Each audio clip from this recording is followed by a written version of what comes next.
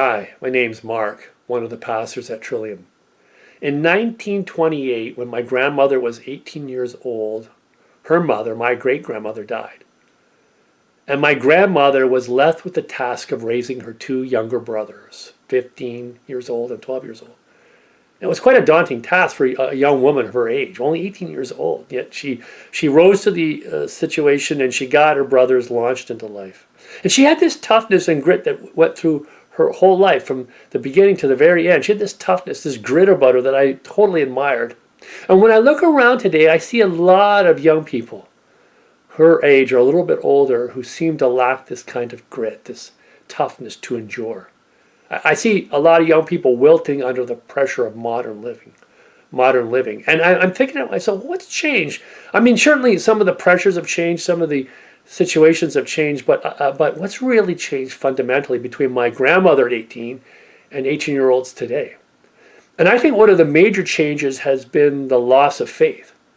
In my grandmother's time in 1928, people commonly went to church. There were vibrant church communities. People believed in a higher power, a God, the presence of God. They believed that there was someone or something to turn to in the hardships of life. Today, most people feel the weight of their own lives resting on their shoulders and their shoulders alone. And we've seen this diminishment of religious thinking, religious sensibilities over the years. And with it has gone a loss of a connection with the unseen world, with what we might call the higher world, in a sense, a higher presence. People are living in a functionally atheistic way. I know a lot of people say they believe in God, but practically, I don't see people calling upon this higher power in any tangible way.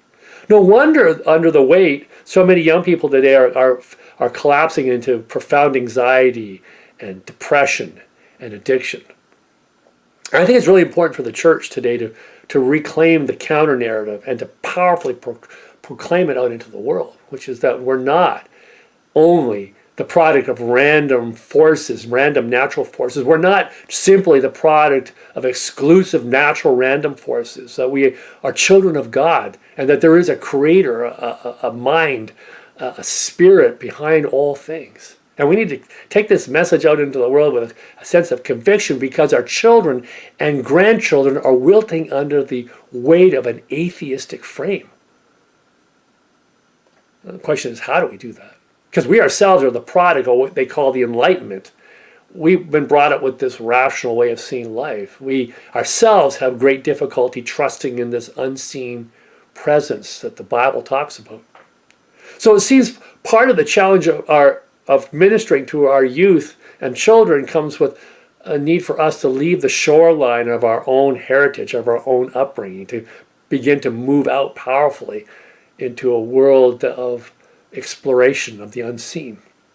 When the writer of the Hebrews says, now faith is the assurance of things hoped for, the conviction of things not seen, that's a challenge that we're going to have to meet in ourselves as we begin our journey away from our culture.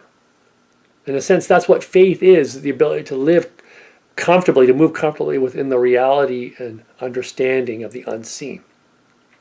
And in the biblical sense, we call this faith.